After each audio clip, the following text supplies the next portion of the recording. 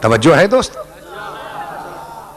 ارے تو مصنوعی نور کو تو سمجھ نہیں سکا، اصلی نور کو کیسے سمجھ لے گا؟ میں نے بہت پوچھا، میں نے کہا یہ نور یہ جتنا آ رہا ہے یہ بجلی کا ہے، یہ سب مصنوعی؟ ان کہاں سے مصنوعی ہے؟ میں نے کہا کہاں سے آتا ہے؟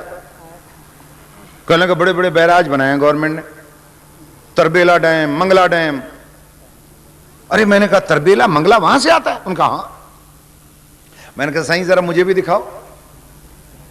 میں نے بانی مجلس سے کہا، عقیل شاہ سے، میں نے کہا آپ عقیل ہیں، میں تو کم عقل ہوں، میری سمجھ میں تو آتا نہیں، آپ مجھے ذرا دکھائیں۔ یہ لے گئے وہاں، کہاں؟ منگلا ڈیم۔ اب منگلا ڈیم جو میں گیا تو وہاں واقعی صاحب آبشاریں گر رہی ہیں، جنریٹر گھوم رہے ہیں، لاکھوں کلو واٹ نور نکل رہا ہے۔ اور وہاں جا کے جہاں انہوں نے ٹھہرایا، آغا سردار علی جان کا بنگلہ تھا وہاں، بہت لمبا کھمبا وہاں لگا ہوا، سید اوسط علی شاہ بیٹھے ہیں، ان سے پوچھئے، بہت بڑا کھمبا، لاکھوں کلو واٹ نور وہاں سے گزر رہا تھا۔ یہ لے گئے مجھے کمرے میں بٹھانے کے لیے۔ میں نے کہا بھائی جب لاکھوں کلو واٹ نور گزر رہا ہے، یہ تو مرکز نور کے ساتھ ہے، یہاں تو روشنی روشنی ہوگی۔ جب کمرے میں گیا تو وہاں ایک چھوٹا سا دیا جل رہا تھا، وہ بھی ہوا نے بجھا دیا، اندھیرا ہو گیا۔ میں چکر میں پڑ گیا، میں نے کہا یہ کیا ہوا؟ مرکز نور کے پہلو میں اندھیرا، یہ کیا ہوا؟ ارے نور کا مرکز یہاں ہے، کمرے میں اندھیرا۔ ارے میں نے کہا صحیح یہاں کوئی کنیکشن فنکشن نہیں ہے؟ ان کا صحیح اندھیرا ہی اسی لیے، کنیکشن ملا ہی نہیں۔ میں نے کہا ہے تو بالکل ساتھ ساتھ۔ کہنے لگے صحیح ساتھ ہونے سے تو کوئی فائدہ نہیں ملا۔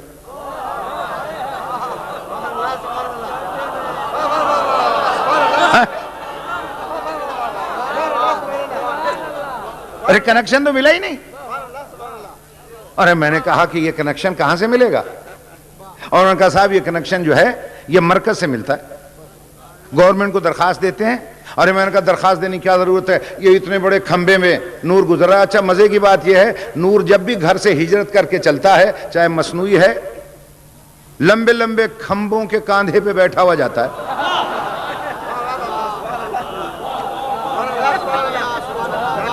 یقین نہ آئے تو میں چل کے دکھاؤں گا ابھی۔ وہ بڑے بڑے کھمبے ہوتے ہیں، ان کے اوپر سے چلتا ہوا وہ پھیلتا ہے۔ اور میں نے کہا یہ اتنا نور گزر رہا ہے، ڈائریکٹ لے لو، تار کھینچ لو۔ انہوں نے کہا صحیح ڈائریکٹ لیں گے، مسئلہ نور کا ہے، بلب بھی جل جائے گا، پنکھا جل جائے گا، ٹی وی جل جائے گا، سارا گھر اڑ جائے گا۔ مسئلہ سمجھ میں آ رہا ہے یا نہیں؟ میں نے کہا پھر کیسے لیں؟ انہوں نے کہا گورنمنٹ کو درخواست دیتے ہیں، پہلے لگے گا ٹرانسفارمر۔ ٹرانسفارمر سمجھتے ہو؟ میں نے سائنسدانوں سے پوچھا، میں نے کہا یہ ٹرانسفارمر کیا بلا ہے؟ ان کا ٹرانسفارمر اس لیے لگے گا کہ یہ لاکھوں وولٹ لیتا ہے اور 60 پاور کے بلب کو 60 پاور سپلائی کرے گا، 110 کو 110 دے دے گا، 220 والے کو 220 دے دے گا، 1000 والے کو 1000 دے دے گا، جتنی جس کی ڈیمانڈ ہوگی اتنا یہ نور پھیلا دے گا، بلب بھی فیوز نہیں ہوگا۔ یہیں سے مسئلہ میری سمجھ میں آیا، اللہ نور السماوات والارض، اللہ زمین و آسمان کا نور ہے، ڈائریکٹ اگر بھیجے گا ساری دنیا فیوز ہو جائے گی، ساری دنیا جل جائے گی۔ اس لیے اس نے رسالت کا ٹرانسفارمر لگایا۔ اور رسالت کا ٹرانسفارمر کا کیا مطلب ہے؟ وہ لاکھوں وولٹ کا علم لیتا رہا اور صحابہ کے ظرف کے مطابق دیتا رہا۔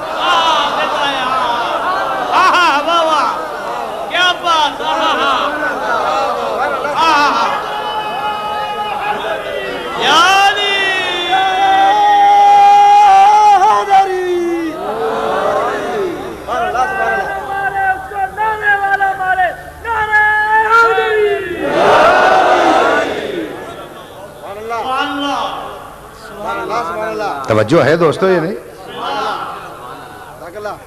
اچھا میں نے کہا صاحب وہ ٹرانسفارمر بھی لگ گیا، اب کنیکشن دے دو۔ انہوں نے کہا نہیں اب لگے گا میٹر۔ میں نے عرض کیا کتاب زندگی سے پڑھ رہا ہوں، کریں انکار مولوی، آئیں کریں انکار۔ بخاری شریف کا کوئی انکار کر دے گا، اصول کافی کا کر دے گا، جس کتاب سے میں پڑھ رہا ہوں کریں انکار۔ اس فن کا سب سے بڑا مناظر میں بیٹھا ہوں، علی کا غلام۔ توجہ چاہتا، آئیے کیجئے انکار اس کا۔ اب کیا لگے گا؟ میٹر. میں نے کہا میٹر کا کیا کام ہے؟ ان کا نور ملے گا مرکز سے ٹرانسفارمر کے ذریعے, اجرت دینی پڑے گی میٹر کے مطابق, اور اگر میٹر کے مطابق اجرت نہیں دو گے کنیکشن کٹ جائے گا, جرمانہ ساتھ ہوگا, ماشاء اللہ لگ گیا تو جوتے بھی لگیں گے.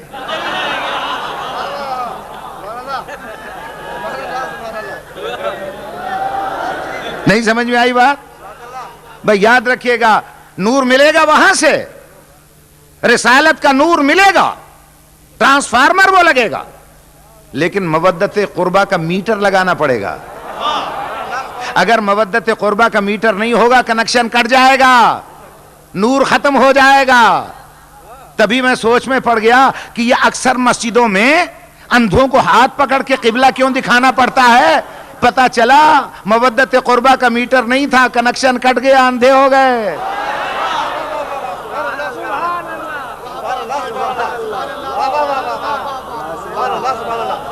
نیند آ رہی ہو تو بتا دو,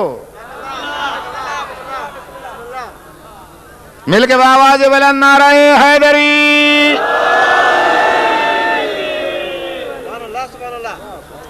بس میں نے بڑی زحمت دے لی, ورنہ یہ سلسلہ تو صبح تک چلا جائے گا. یہ جو بعد میں آنے والے حضرات ہیں, ایسا نہ ہو یہ جھولی اٹھا لیں یا حضرت عباس اب اس کا کنیکشن کاٹ دے. توجہ چاہتا ہوں. اچھا مزے کی بات یہ ہے, میں کہتا ہوں یہ مصنوعی نور سے اصلی نور کو سمجھو. جب یہ مرکز سے چل رہا تھا نا تو اوپن وائر میں تھا, کھلی ہوئی حالت میں. جب یہ کھمبوں کے اوپر سے گزر رہا تھا تو کھلی ہوئی حالت میں تھا, اور جب ڈومیسٹک افیئرز کے لیے گھروں میں پہنچا تو اس پر یہ چڑھ گیا. اسے کیا کہتے ہیں؟ Plastic cover. مجھے کیا پتا, ملا آدمی ہوں, مجھے سمجھ میں نہیں آتا. یہ چڑھ گیا. ارے میں کہتا ہوں اصلی گھر سے چلا تھا, کھلی حالت میں تھا, ڈومیسٹک افیئرز کے لیے آیا تو یہ چڑھا دیا. سارے مولوی پکڑ لیں سائنسدانوں کو, ہمیں پاگل بناتے ہو, احمق بناتے ہو. جیسے اصلی حالت میں آیا تھا ویسے ہی گھر میں لگاؤ, یہ چڑھانے کی ضرورت نہیں ہے. وہ کہیں گے مولوی تو اندھا ہے, عقل کا, عقل سے محروم ہے. اگر اصلی حالت میں مسئلہ نور کا ہے, اصلی حالت میں لگا دیں گے, ایک بھی گھر کا آدمی زندہ نہیں رہے گا. جو ہاتھ لگائے گا کرنٹ لگے گا, چپک کے مر جائے گا. اس لیے یہ چڑھا دیا. تیری سمجھ میں مسئلہ نہیں آیا کہ جب نور اول محمد مصطفیٰ اپنے اصلی گھر سے چلا تھا, وہ نور حقیقی اوپن وائر میں تھا, کھلی ہوئی حالت میں تھا. جب عالم امکان کے ڈومیسٹک افیئرز کے لیے آیا تو اللہ نے اس پر بشریت کا کور چڑھا دیا.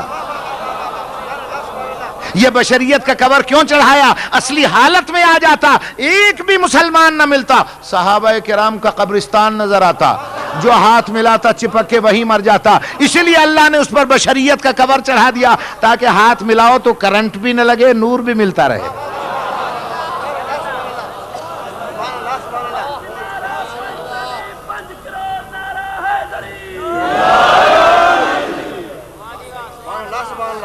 کیوں؟ اللہ نے تجربہ کرا دیا تھا نا, اوپن وائر میں بھیجا تھا اسے. تور پہ ٹچ ہو گیا, کرنٹ لگا, موسیٰ بے ہوش ہو گئے. سمجھ میں نہیں آئی بات؟ اب میں دیکھتا ہوں آپ سو رہے ہیں, جاگ رہے ہیں. یہ تار کتنے ہیں بھائی؟ ایک. پوچھو یہاں سائنسدانوں سے اور پوچھو یہاں واپڈا والوں سے, کہیں آپ یہ تو نہیں سمجھ رہے ہیں کہ آج مولوی واپڈا کا کوئی بیٹھا ہے. توجہ چاہتا ہوں. یہ دیکھنے میں ایک ہے, اندر دو ہیں. یہ دو کیوں ہیں؟ نور چاہے مصنوعی کیوں نہ ہو اس وقت تک سفر نہیں کرتا جب تک سرکٹ کمپلیٹ نہیں ہوتا. سرکٹ کمپلیٹ نہیں ہوتا جب تک دو نہ ہو. یہ دیکھنے میں ایک ہے, اندر سے دو ہیں. چیر کے دیکھو اسے, اندر سے دو. ارے میں نے پوچھا یہ دو کیسے ہیں؟ سائنسدانوں نے کہا ایک نیگیٹو ایک پازیٹو. میں نے کہا میری سمجھ میں تو نہیں آیا. دوسرے نے سمجھایا, صحیح میں سمجھاتا ہوں, ایک پلس ایک مائنس. میں نے کہا مسئلہ اور مشکل ہو گیا. توجہ ہے یا نہیں ہے؟ اتنے میں مجھے مولانا منظور صاحب مل گئے, یہ جو بیٹھے ہیں تشریف رکھتے ہیں. ان کا صحیح میں سمجھاؤں اپنی زبان میں میں نے کہا سمجھا دو. ان کا صحیح ایک تار ہوتا ہے تتو، ایک ٹھڈو. بھائی مسئلہ میری سمجھ میں آ گیا کہ دو تار ہوتے ہیں، ایک ٹھنڈا اور ایک گرم. جب نور الہی چلا دیکھنے میں ایک تھا، اندر سے دو تھے، آدھا ٹھنڈا آدھا گرم. جو ٹھنڈا تھا اس پر لگا ہوا لکھا ہوا تھا، مہر لگی ہوئی تھی وما ارسلناک الا رحمتا للعالمین. اور جو گرم تھا اس پر مہر تھی لا فتح الا علی لا سیف الا زلف.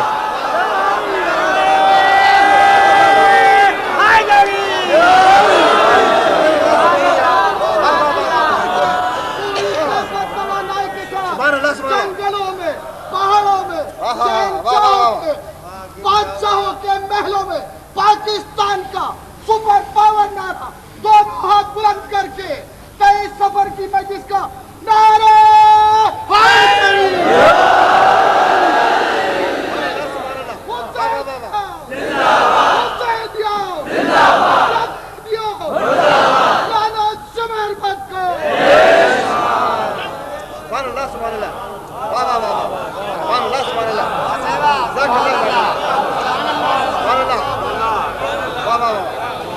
توجہ ہے دوستو یا نہیں؟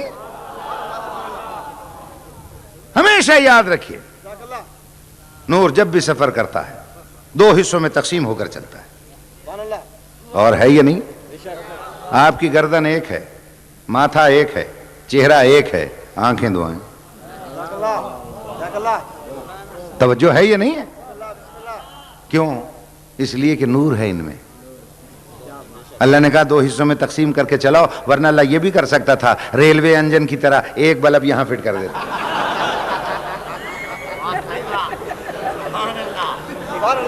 سمجھ میں آ رہی بات ہے نہیں؟ ہاں مگر اس نے دو فٹ کیے ہیں. کیوں؟ تاکہ اگر ایک کہیں چلی جائے تو دوسرا نور اس کی جگہ کام کر سکے. اچھا اکثر لوگ کیا کہتے ہیں مصنوعی آنکھ بھی لگوا لیتے ہیں، مگر اس میں نور تو نہیں ہوتا نا، وہ تو بیچاری نقلی ہوتی. اب اگر کسی کی ایک مصنوعی ہو نقلی اور ایک ہو اصلی، آپ اسے خط دے دیں پڑھنے کو. اچھا خط ادھر دیں جدھر وہ نقلی ہے، ٹھیک ہے نا؟ آپ دیکھیں فوراً ادھر پکڑ لے گا خط. بھائی ادھر کیوں پکڑ لیا؟ صرف اس لیے کہ یہ آنکھ پڑھ دے گی، پڑھے گی، یہ عزت بچ جائے گی نقلی کی.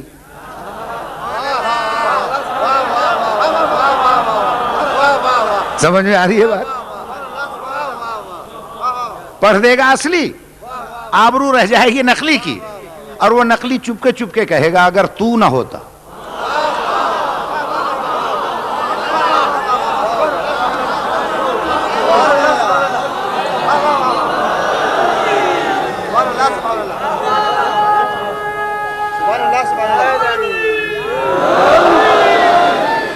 اسی لیے سرکار دو عالم کو اللہ نے کہا تھا اعلان رسالت نہ کرنا جب تک دوسرا نہ آ جائے، جب تک دوسرا نہ آ جائے. اور جیسے ہی دوسرا آیا، یہ اللہ کہاں سے آئے گا کہ کہیں اور سے تھوڑی بھیجوں گا، اپنے گھر سے دوں گا. جی ہاں اپنے گھر سے دیا اس نے. اب ارشاد ہوا وانذر عشیرتک الاقربین، میرے حبیب اب اپنے اقربین کو ڈراؤ، اب ڈراؤ. اور پیغمبر نے جتنے اقرب تھے سارے اکٹھے کر لیے، الف والے بھی عین والے بھی. الف والے اقربین میں مسٹر ابو لہب صاحب بھی بیٹھے تھے. الف والے اقربین میں سید البطحاء امیر العرب سید القریش حضرت عمران جناب ابو طالب بھی بیٹھے تھے. اور پیغمبر نے قیامت تک کی رسالت کی پالیسی کو ڈکلیئر کرتے ہوئے ارشاد فرمایا ہے کوئی من الذی یواظرنی فی ھذا الامر جئتکم بخیر الدنیا والآخرہ، میں تمہارے لیے دین و دنیا کی بہتری لایا ہوں، خیر لایا ہوں. کوئی ہے جو اس مقدس کام میں میری مدد کرے؟ اس واقعے کو مسلمانوں نے تو خیر لکھا ہی لکھا ہے، سنیوں شیعوں نے، غیر مسلمین نے لکھا. اور حد یہ ہو گئی کہ کارل مارکس جیسے دہریے نے بھی اپنی تحریروں میں اس دعوت ذوالعشیرہ کا حوالہ دیا. توجہ نہیں فرمائی؟ یعنی دہریوں کو بھی، یہودیوں، عیسائیوں، ہندوؤں کو دعوت ذوالعشیرہ یاد ہے۔ میں نے جب مولوی سے پوچھا تمہیں یاد ہے، ان کا نہیں، ہمیں دعوت ذوالعشیرہ کا تو پتہ نہیں ہے، دعوت ولیمہ یاد ہے۔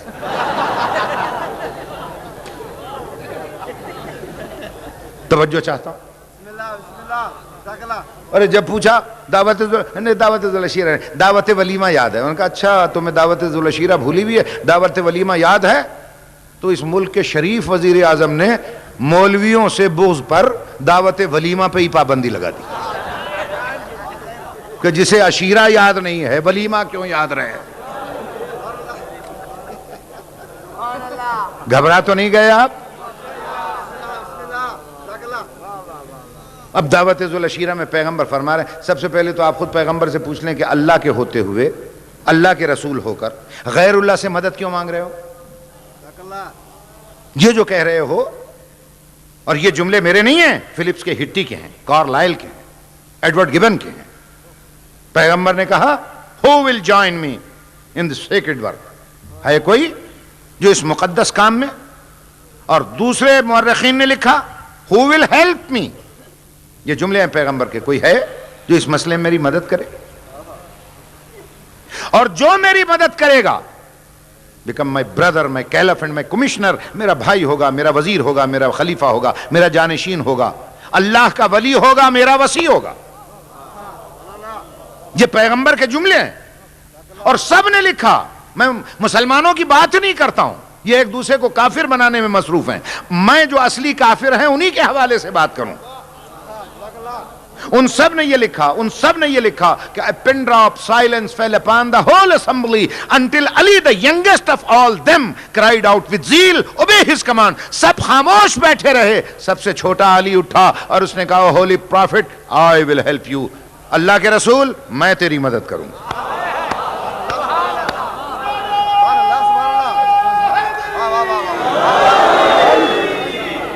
یہ مشہور و معروف جملے ہیں دعوت ذوالعشیرہ کے۔ پیغمبر سے کہا میں آپ کی مدد کروں گا، یہ نہیں کہا محمد میں آپ کی مدد کروں گا، وہ ابو القاسم میں آپ کی مدد کروں گا، نہیں، انا ناصرک یا رسول اللہ، او ہولی پرافٹ، اللہ کے رسول میں آپ کی مدد کروں گا۔ جب تک آپ کی رسالت رہے گی میری مدد ساتھ ساتھ رہے گی۔ بھئی اب سونے نہ پائیے گا، توجہ چاہتا ہوں میں، اس لیے کہ میں آپ کا پیچھا اسی وقت چھوڑوں گا جب نسیم کے صحیح وقت ہو جائے گا چلنے کا۔ ایسا تو نہیں ادھر سے ایک سبحان اللہ کا ہے باقی سب انا للہ پڑھ رہے ہیں۔ نعرہ حیدری۔ اور میرے مولا علی کی زبان سے سب سے پہلے نکلا اشہد ان لا الہ الا اللہ۔ فلپس کے ہٹی نے لکھا کہ علی کی زبان سے سب سے پہلے نکلا میں گواہی دیتا ہوں there is no God but اللہ، کوئی خدا نہیں ہے سوائے اس کے،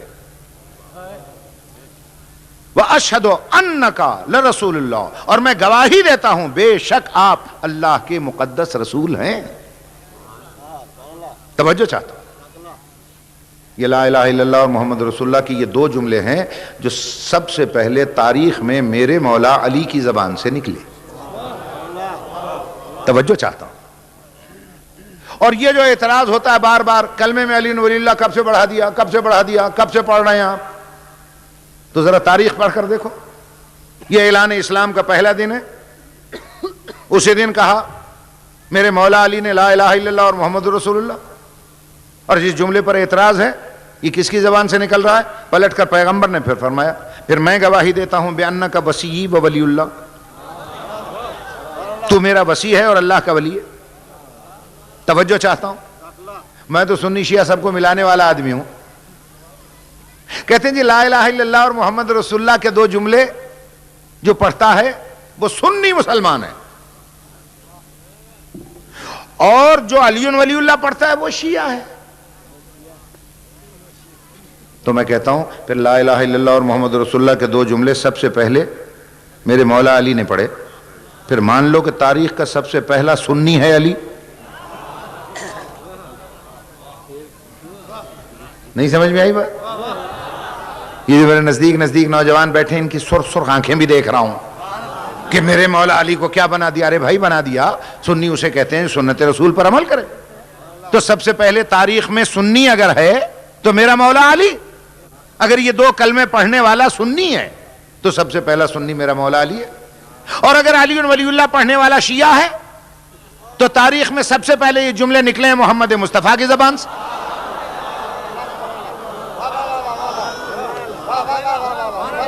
پھر تم تسلیم کرو کہ تاریخ کا سب سے پہلا شیعہ ہے محمد مصطفیٰ.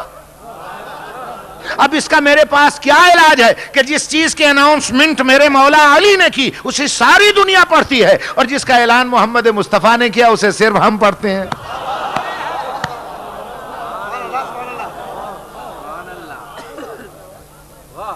نہیں، ابھی آپ جاگے نہیں ہیں جب تک کرنٹ نہیں لگاؤں گا.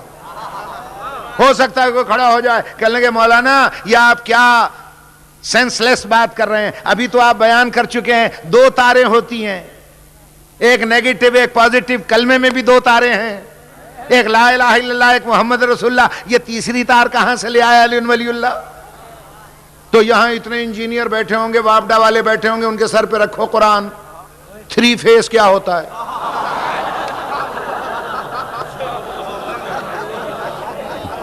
میں اور کچھ نہیں جانتا ہوں، میں تو جدید دور کا آدمی ہوں. ذرا پوچھو 3 فیز کیا ہوتا ہے؟ دیکھیے یہ دو تاروں کا کنیکشن تو سب کو مل جاتا ہے، 3 فیز بڑی مشکل سے ملتا ہے. جی ہاں، یہ آسانی سے نہیں ملتا. میں نے پوچھا انجینئروں سے یہ 3 فیز میں تیسرا تار کیا ہے؟ ان کا اسے کہتے ہیں ارتھ. ایک نیگیٹو ایک پازیٹو ایک ارتھ. میں ان کا ارتھ کسے کہتے ہیں؟ انگلش میں تو زمین کو کہتے ہیں. ان کا ہاں انگلش میں زمین کو کہتے ہیں، عربی میں اسے تراب کہتے ہیں. میں نے کہا ارتھ کا فائدہ کیا ہے؟ ان کا ارتھ کا فائدہ یہ ہے کہ اگر یہ ارتھ ہوگا نا تو بڑی بڑی بلڈنگوں میں ارتھ کا تار ہوگا، بجلی گرے گی تو گھر نہیں جلے گا، ہاتھ لگے گا تو کرنٹ زمین میں جذب ہو جائے گا، مرنے نہیں پاؤ گے، جلنے نہیں پاؤ گے. یہ تیسرا تار ہے ارتھ. یہیں سے مسئلہ میری سمجھ میں آیا. پھر کلمے میں بھی 3 تار لگاؤ، ایک لا الہ الا اللہ ایک محمد رسول اللہ. اگر جہنم کے جلنے سے بچنا ہے ابو تراب کا ارتھ لگاؤ علی ولی اللہ.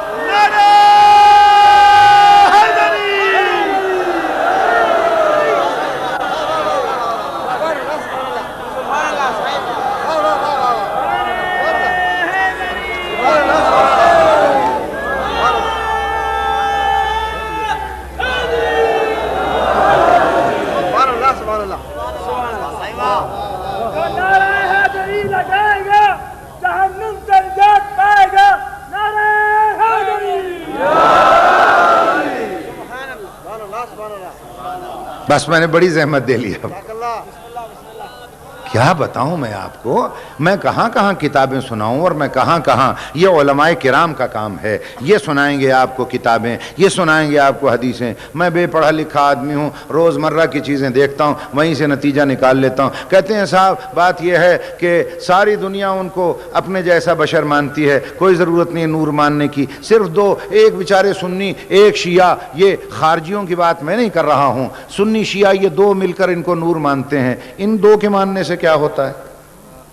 میں کہتا ہوں 2 کا ماننا چاہے کتنے چھوٹے کیوں نہ ہو نور کی دلیل بن سکتا ہے. یہ اتنی بتیاں لگی ہوئی ہیں آپ کے یہاں، فرض کیجئے 73 بلب لگے ہوئے ہیں، یہ بھی بجھ جائے وہ بجھ جائے وہ بجھ جائے وہ بجھ جائے، سارے ہی بجھ جائیں. 2 چھوٹے چھوٹے زیرو کے بلب جل رہے ہیں. کیا خیال ہے نور ہے یہ نہیں ہے؟ بولو ہے یہ نہیں ہے نا؟ اب آپ کہہ صحیح اکثریت بجھی ہوئی ہے، 2 کے جلنے سے کیا ہوتا ہے؟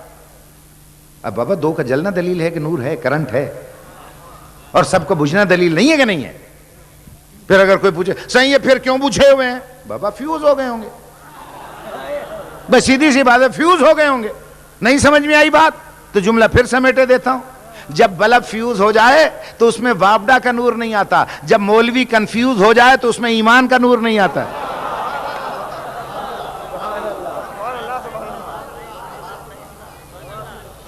بس اب اس سے زیادہ زحمت بھی مجھے نہیں دینا.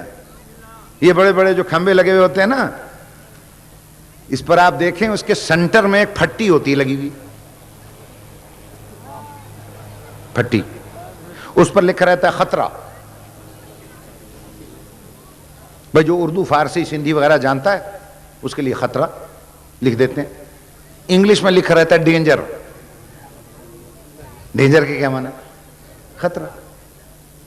اور جو نہ اردو سمجھتا ہے، نہ سندھی، نہ پنجابی، نہ فارسی، نہ عربی، اس کے لیے 3 شکلیں بنی ہوئی ہوتی ہیں. ایک کھوپڑی 2 ہڈیاں. یوں ہوتا ہے نہیں ہوتا؟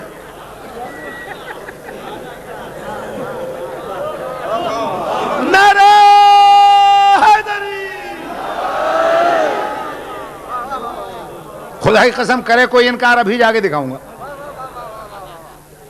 میں کیوں ایسی کتاب سے پڑھوں جس کا کوئی انکار کر دے؟ چلیں دکھاتا ہوں.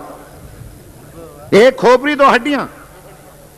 یہ کیوں بتلانا؟ یہ مقصود ہوتا ہے یہ سینٹرل پلیس ہے، اس سے آگے نہ جانا.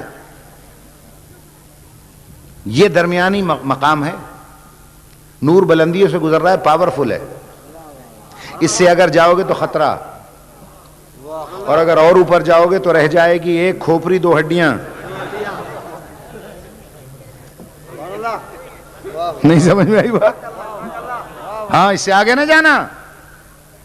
یہی وجہ ہے کہ جب نور حقیقی معراج کی بلندیوں سے گزر رہا تھا تو سدرۃ المنتہا پر جبریل رک گیا. سرکار نے کہا آؤ، کہنے لگا جاؤ. کہو آتے کیوں نہیں؟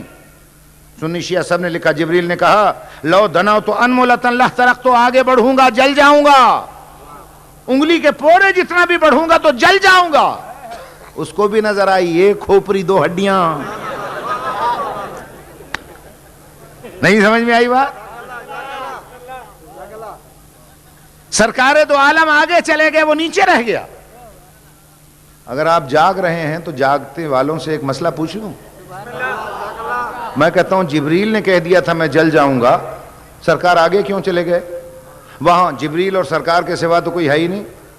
وہ کہہ گیا میں جل جاؤں گا، سرکار پلٹ کے تسلی کیوں نہ دے دی انہوں نے؟ نہیں جلے گا کہ میرے ساتھ ہے.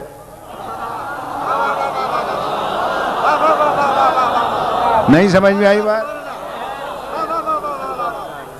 میرے ساتھ ساتھ ہے، نہیں جلے گا. لیکن چلا گیا آگے، حضور گئے آگے، جبریل رہ گیا نیچے. جوتی جو پاؤں میں تھی وہ چلی گئی آگے. جوتی نے پلٹ کر دیکھا ہوگا، جبریل سلام، میں جا رہی ہوں، تو بھی آ.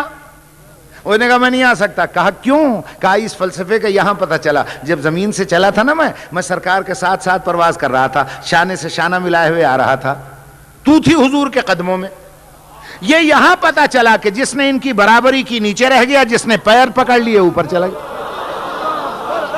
نعرہ حیدری.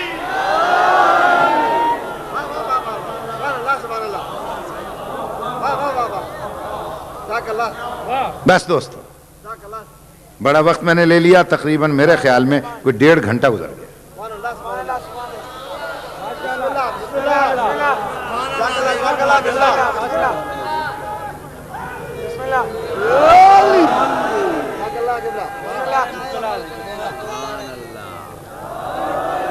توجہ ہے دوستو؟ یہ نہیں.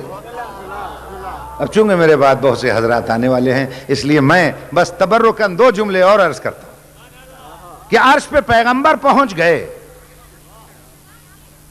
اور عرش کیا ہے؟ کائنات کی آخری حد، بلندیوں کی آخری حد. اور جب وہاں پر پہنچے تو سب سے بلند ہے عرش. اس کے اوپر ہے حضور کی جوتی، جوتی کے اوپر قدم، قدم کے اوپر گھٹنا، اس کے اوپر کمر، اس کے اوپر سینہ، سینے پر کاندھے.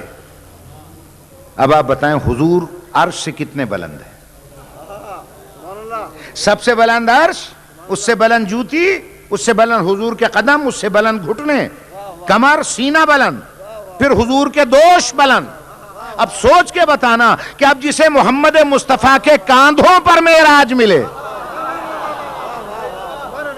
اس کی معراج کتنی بلند ہوگی. اور یہ معراج یا باپ کو ملی ہے کعبے میں، یا بیٹوں کو ملی ہے عید کے دن.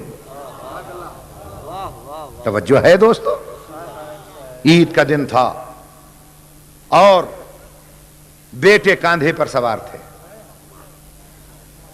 خدا کی قسم. اور جب وہ بیٹے گھر پہنچے تو ماں سے کہا اماں آج نانا نے ہماری بڑی ناز برداری کی, ہمیں کاندھے پر اٹھایا اور پورے مدینے میں پھرایا. ماں نے کہا بیٹا حسین میرے نانا کو بڑی تکلیف ہی ہوگی, بھئی یہ سننا تھا. اس نے کہا اماں فکر نہ کریں, میں بھی تیری گود کا پروردہ ہوں, احسان فراموش نہیں ہوں. نانا نے مجھے اٹھایا ہے, میں اگر نانا کے ہم شکل کو اٹھا کر نانا کا بدلہ نہ اتاروں تو مجھے اپنا لال نہ کہیے گا. اور یہی وجہ تھی کہ کربلا کے میدان میں وہ بدلہ اتار رہا تھا جب ہم شکل پیمبر سے کہہ رہا تھا اکبر بیٹا اب ہم حکم دیتے, جاؤ بیٹا. اور اکبر نے حکم ملتے ہی اپنے قدم رکابوں میں ڈال دیے. تو کہا نہیں بیٹا اس طرح گیا تو کیا لطف آیا, پہلے خیمے میں جا ماں کو مل, ماں کو سلام کر. جوان بیٹا خیمے کی طرف چلا, خیمے میں قدم رکھا, ماں مصلی پہ بیٹھی تھی. جیسے ہی ماں کے سر پہ نظر پڑی ہے جوان بیٹے کی, اللہ نے جنت میں اسماعیل کی ماں کو آواز دی, ہاجرہ تیرا بیٹا بھی گیا تھا, اگر فرصت ہو تو ذرا کربلا میں بھی منظر دیکھ کس طرح جوان بیٹا ماں کے سامنے آتا. خدا کی قسم یہ منظر دیکھ کر ہاجرہ نے بھی آنکھوں پہ ہاتھ رکھ لیا. جب یہ دیکھا کہ جوان بیٹے نے سلام کیا, ماں نے جواب دیا مگر منہ موڑ لیا. بیٹا ادھر آیا, ماں نے ادھر منہ موڑ لیا.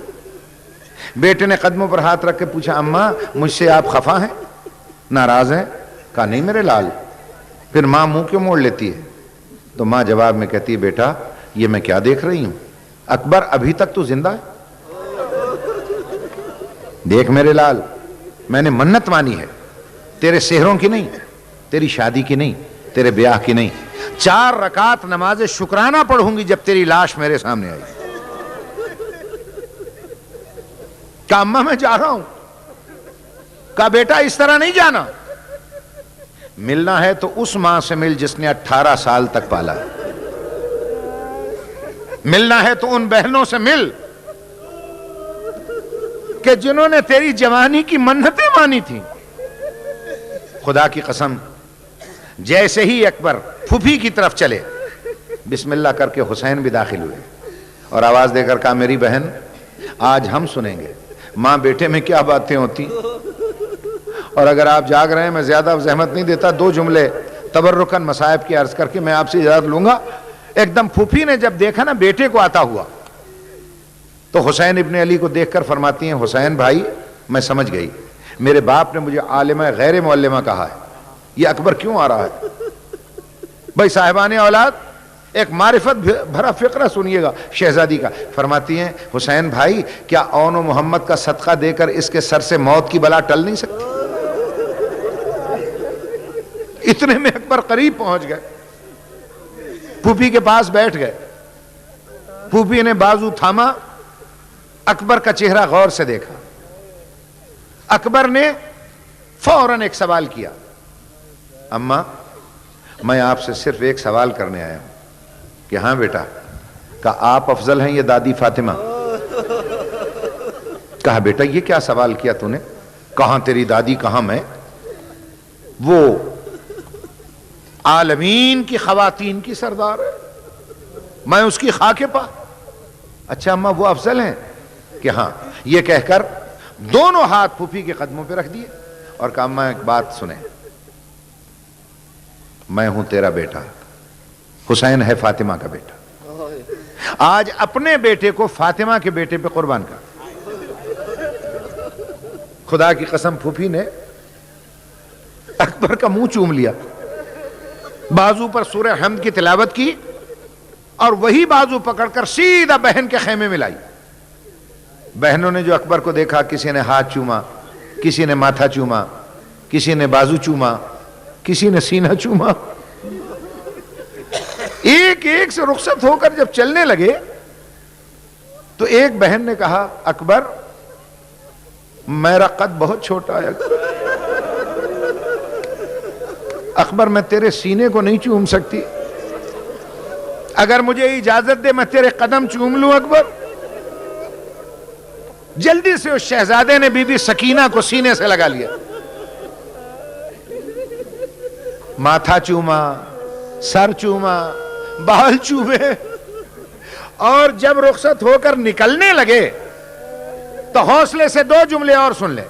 ایسا منظر آ گیا کہ حسین جیسا صابر جگر پکڑ کے خیمے سے نکل گیا. کیا منظر آیا؟ جب قدم باہر نکلا ایک کانپتی ہوئی آواز نے چلتے ہوئے اکبر کو روک دیا. ایک کانپتی آواز آئی, اکبر مجھ سے نہیں ملنا, مجھ سے نہیں ملنا. اب جو مڑ کے دیکھا تو بیمار بھائی کمر پکڑے, بستر بیماری سے اٹھا چلا رہا تھا. اکبر نانا کو میرا سلام دینا, تیرا سفر ختم ہو گیا اکبر, میرا سفر اب شروع ہوگا اکبر, میرے حق میں دعا کرنا اکبر. باہر آئے حسین ابن علی نے اکبر کی جوانی کو دیکھا, شبیہ پیغمبر کو دیکھا, اکبر کا چہرہ دیکھتے رہے, بسم اللہ پڑھ کر مرج البحرین کے موتی کو صدف زین پہ رکھ دیا, روانہ کر دیا. اب تاریخوں میں یہ ہے کہ جوں جوں اکبر کا گھوڑا قدم بڑھاتا گیا حسین کے قدم بھی بے اختیار اٹھتے چلے.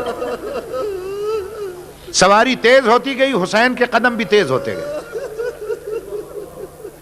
آگے چل کر اکبر نے مڑ کے جو دیکھا بابا کو آتا ہوا. روک کر کہا, بابا آپ کیوں تکلیف فرما رہے ہیں؟ بابا بابا آپ نے تو رخصت کر دیا تھا. صاحبان اولاد دل پہ ہاتھ رکھ کے جملہ سن لیں گے. ٹھنڈی سانس لے کر کہا, اکبر اکبر تیرا کوئی اکبر جو ہے, کاش کہ تیرا کوئی اکبر ہوتا, پھر تجھے پتا چلتا کہ جوان بیٹوں کو تیروں اور تلواروں کے طرف کیسے بھیجا جاتا ہے. اچھا اکبر میں یہاں کھڑا ہوں, بیٹے جہاں جہاں رہنا مڑ مڑ کے مجھے دیکھتے رہنا. بس دوستو اکبر بڑھتے گئے, نیزے بھی بڑھتے گئے, اکبر بڑھتے گئے, تیر بھی بڑھتے گئے, اکبر بڑھتے گئے, پتھر بڑھتے گئے. اکبر گھوڑے پر تھے, حسین ٹیلے پر تھے. فضہ خیمے کے در پہ تھی, اکبر کی ماں خیمے کے اندر تھی, پھوپھی خیمے کے اندر مسلح پر تھی. اکبر کی نظر شہادت پر, حسین کی نظر اکبر پر, فضہ کی نظر حسین پر, لیلا کی نظر فضہ پر, پھوپھی کی نظر جناب لیلا پر. بس دوستو نظروں کا ایک سلسلہ بنا ہوا تھا. بیان میرا ختم ہو گیا. 10 منٹ کے بعد اکبر گھوڑے سے گرے, حسین ٹیلے پہ گرے, فضہ خیمے کے در پہ گری, لیلا خیمے میں گری, پھوپھی سجدے میں گری. یا الہی تیرا شکر ہے میری تربیت کام آ گئی. لیکن میرے نوجوان دوستوں اور میرے بھائیوں, مولانا منظور بھی بیٹھے ہیں اور دیگر علماء بھی بیٹھے ہیں. شہزادہ علی اکبر کو ظالم نے سامنے سے نیزہ نہیں مارا. علماء نے اس پر بحث کی ہے ہمارے. وہ کہتے ہیں کہ بنی ہاشم کو سامنے سے وار کرنے کی کوئی جرات نہیں کر سکتا تھا, اور اگر نیزہ سامنے سے لگتا تو اکبر پیچھے کی طرف جاتے, لیکن اکبر آگے جھکے اور گھوڑے کی گردن میں ہاتھ ڈالا. علماء کہتے ہیں کہ ظالم نے نیزہ پیچھے سے مارا, چھپا ہوا تھا اور نیزہ مار کے توڑ دیا. اور یہی سبب تھی کہ جب ایسے عالم میں شبیہ پیغمبر بیٹا زین سے زمین پہ آنے لگا تو علی اکبر نے انوکھا فقرہ کہا. جو بھی گرا ہے گھوڑے سے اس نے کہا, مولا میری لاش پہ آ. مولا میں گر گیا. اکبر واحد شہید ہے کہ جس نے گرتے گرتے کہا, میدان میں نہ آنا بابا, قاتل بہت ہیں, میدان میں نہ آنا بابا، خنجر بہت ہے.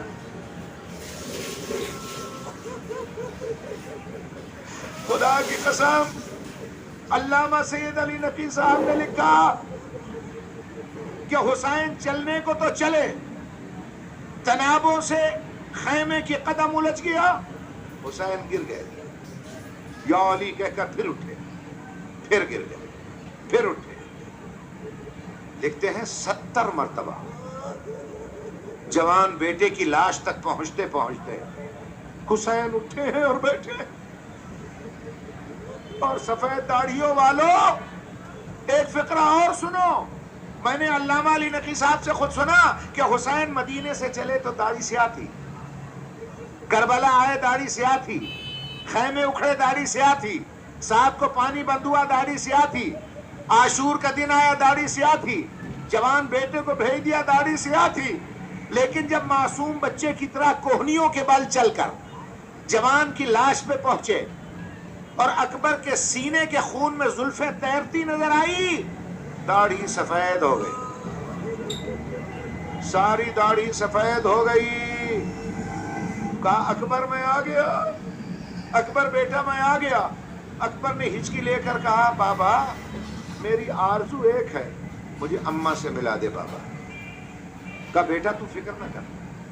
بس آخری فقرہ دوستو یہ کہہ کر حسین نے اکبر کی گردن میں ہاتھ ڈالا، ایک پاؤں میں ڈالا، یا علی کہہ کے لاش اٹھی. لاش اٹھی، اکبر کو ہچکی آئی، پھر لٹا دیا، پھر اٹھائی، پھر ہچکی آئی، پھر لٹا دیا. چوتھی دفعہ جب اٹھانے لگے لاش نہ اٹھی،